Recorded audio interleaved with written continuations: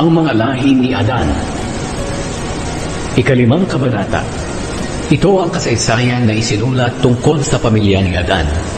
Nang likhain ng Diyos ang tao, ginawa niya itong kawangis niya. Nilikha niya ang lalaki at babae, at binasbasan niya sila at tinawag na tao. Nang 130 taong gulang na si Adan, isinilang ang kanyang anak na kawangis niya. Pinangalanan niya itong Seth. Matapos isilang si Seth, nabuhay pa si Adan ng 800 taon at nadagdagan pa ang mga anak niya. Namatay siya sa edad na 930. Nang 105 taong gulang na si Seth, isinilang ang anak niyang lalaki na si Enosh. Matapos isilang si Enosh, nabuhay pa si Seth ng 807 taon at nadagdagan pa ang mga anak niya.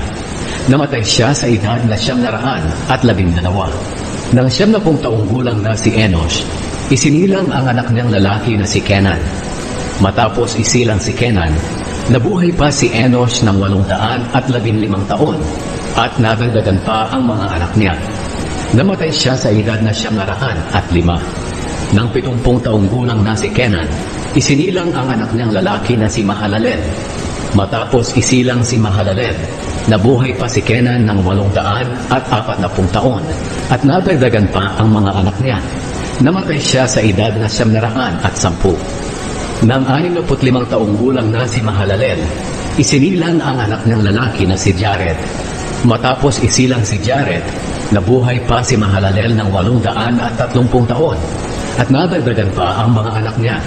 Namatay siya sa edad na 895. Nang 162 taong gulang na si Jared, isinilang ang anak niyang lalaki na si Enoch. Matapos isilang si Enoch, nabuhay pa si Jared ng 800 taon at nadagdagan pa ang mga anak niya. Namatay siya sa edad na 962. Nang 65 taong gulang na si Enoch, isinilang ang anak niyang lalaki na si Metusela. Matapos isilang si Metusela, nabuhay pa si Enoch ng 300 taon at nadagdagan pa ang mga anak niya. Nang panahong iyon, malapit ang relasyon ni Enoch sa Diyos.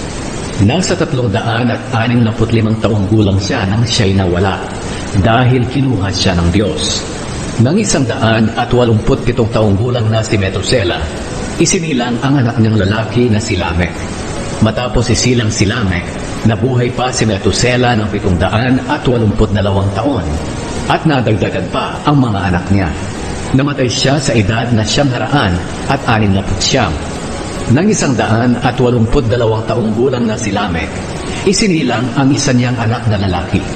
Sinabi niya, "Ang anak kong ito ay makakatulong sa mga kahirapan natin dahil sa pagsumpa ng Panginoon sa lupa. Kaya papangalanan ko siyang Noe." Matapos isilang si Noe, nabuhay pa si Lamech ng 575 taon at nadagdagan pa ang mga anak niya. Namatay siya sa edad na 777. Nang 500 taong gulang na si Noe, isinilang ang mga anak niyang lalaki na sina Shem, Ham at Japheth.